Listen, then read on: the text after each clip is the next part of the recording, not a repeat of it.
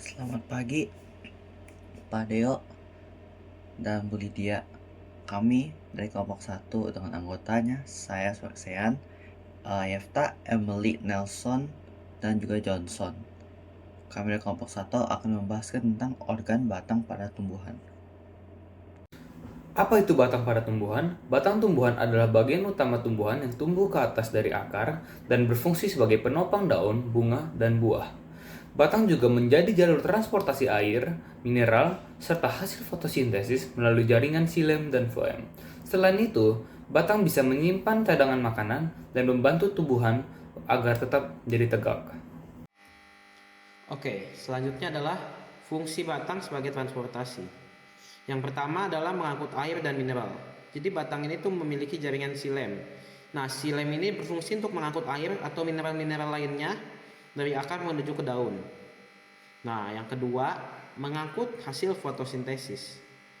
Floem menyalurkan hasil fotosintesis yang berupa glukosa dan nutrisi-nutrisi lainnya dari daun yang tadi nutrisi-nutrisi tadi telah dibuat di daun, kemudian dialirkan atau didistribusikan ke seluruh bagian tumbuhan. Yang ketiga adalah distribusi zat secara efisien. Batang ini merupakan saluran utama atau jalan utama yang menghubungkan antara akar, daun, bunga, dan buah.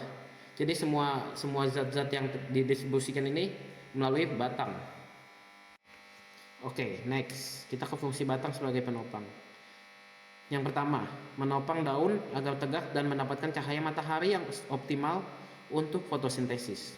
Jadi sebagaimana kita tahu bahwa fotosintesis terjadi di daun, jadi batang ini berperan penting ya dalam menopang daun agar daun itu mendapatkan sinar matahari secara optimal. Yang kedua adalah menopang buah dan bunga supaya bisa tumbuh, mekar, dan memudahkan proses penyerbukan atau pembuahan dari bunga tersebut. Dan yang ketiga adalah memberikan bentuk pada tumbuhan. Batang ini menjaga postur tanaman agar tetap berdiri kokoh.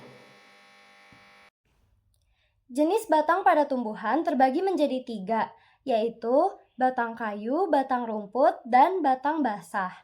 Yang pertama, batang kayu adalah batang tumbuhan yang terdiri dari kayu, misalnya batang pohon mangga. Yang kedua, batang rumput, yaitu batang tumbuhan yang berruas-ruas dan berongga. Contohnya batang padi dan batang rumput. Yang ketiga, batang basah, yaitu batang tumbuhan yang berair dan lunak, misalnya batang tanaman bayam.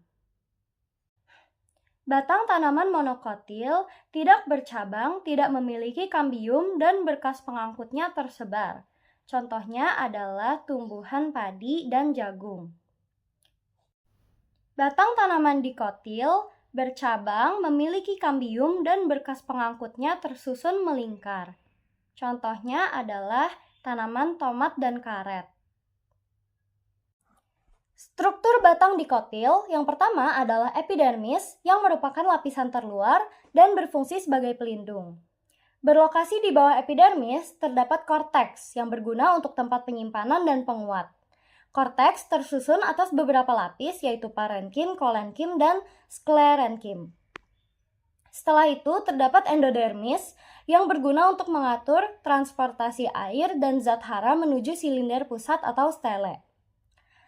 Terakhir ada stele, yaitu bagian terdalam yang mengandung jaringan pengangkut, xilem dan floem, serta kambium dan jaringan parenkim.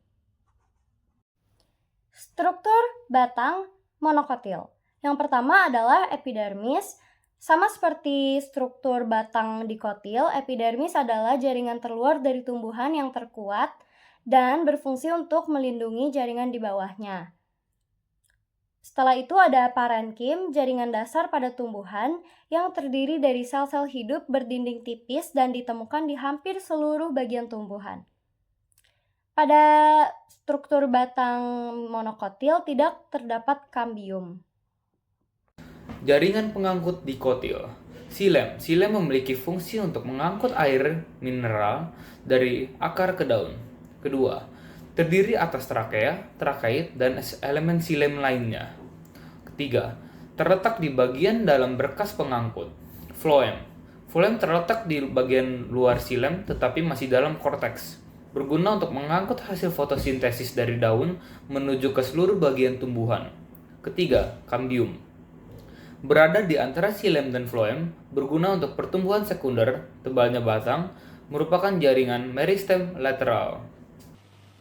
Oke, selanjutnya kita akan membahas jaringan pengangkut monokotil. Terbagi jadi dua bagian, yaitu xilem dan phloem. Nah, xilem ini berfungsi untuk menyalurkan air dan beberapa unsur mineral lain yang terlarut dari akar ke seluruh bagian tumbuhan, terutama ke bagian daun untuk bisa melakukan proses fotosintesis. Nah, xilem ini juga berkontribusi dalam memberikan kekuatan pada batang tumbuhan sehingga bisa menopang tumbuhan itu sendiri. Yang kedua, ada phloem. Nah, tugasnya si phloem ini itu untuk bisa mendistribusikan gula dan senyawa organik lainnya yang merupakan hasil fotosintesis di daun tadi dan menyebar ke semua bagian tumbuhan. Phloem dengan mengantarkan nutrisi juga mendukung pertumbuhan dan penyimpanan energi di berbagai bagian dari tumbuhan. Oke, jadi sekarang kita membahas tentang modifikasi batang pada tumbuhan. Pertama kita akan memulaikan dengan monokotil. Nah, di monokotil itu ada beberapa, ada 3 yang kita akan bahas hari ini. Yang pertama itu batang rumput atau kata lain itu kulmus. Ciri khasnya itu berruas-ruas dan kayak berongga. Terus fungsinya itu memperkuatkan batang namun tetap ringan. Contohnya itu kayak batang padi. Terus yang kedua ada batang suka atau rizoma. Batang ini itu yang tumbuh secara horizontal di bawah permukaan tanah. Fungsinya biasanya untuk menyimpan cadangan makanan dan sebagai perkembangan vegetatif. Contohnya itu seperti kunyit dan jahe. Nah, sekarang yang terakhir tuh batang air atau Haidatode. Modifikasi batang yang berfungsi sebagai tempat pengolahan kelebihan air. Oke, sekarang kita lanjut ke modifikasi batang pada tumbuhan dikotil. Nah, ada beberapa. Salah satunya itu batang berkayu atau lignosus. Terdiri dari jaringan kayu yang keras dan kuat. Maka mampu menopang kayak tumbuhan yang besar. Contohnya itu kayak pohon mangga gitu. Di situ ada batang memanjat atau climbing stem atau scanded stem. Batang ini bertumbuh cara memanjat tumbuhan lain untuk mendapat cahaya. Khususnya ini tuh bisa berduri untuk perlindungan atau sulur gitu. Contohnya itu kayak anggur dan rotan gitu. Terus nextnya itu ada batang yang menjelajah atau stolons. Batang ini itu tumbuh merayap di permukaan tanah. Bisanya berfungsi sebagai alat perkembangan vegetatif. Contohnya itu kayak stroberi. Nah, terus ada batang air atau succulent stem. Batang ini tuh berfungsi untuk menyimpan air seperti kaktus. Kenapa? Karena sel-selnya memiliki kemampuan untuk menyimpan air dalam jumlah yang banyak. Nah, terus terakhir ada batang yang berduri.